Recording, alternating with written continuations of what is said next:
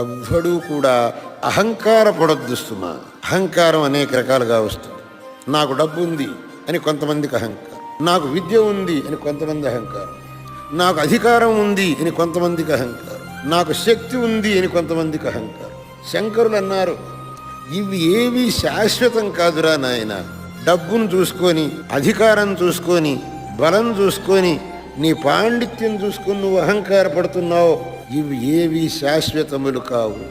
వీటిని చూసుకొని నువ్వు అహంకారపడ్డావు అని అంటే అది చాలా పెద్ద పొరపాటు.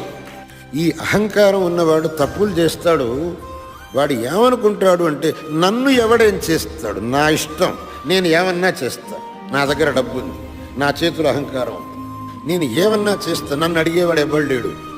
నిన్ను ఇక్కడ అడిగేవాళ్ళు ఎవ్వడు లేకపోవచ్చు. నువ్వు శరీరం విడిచిపోయిన తర్వాత అడిగేవాడు ఒకడున్నాడు, వాడికి నువ్వు జవాబు చెప్పాలి.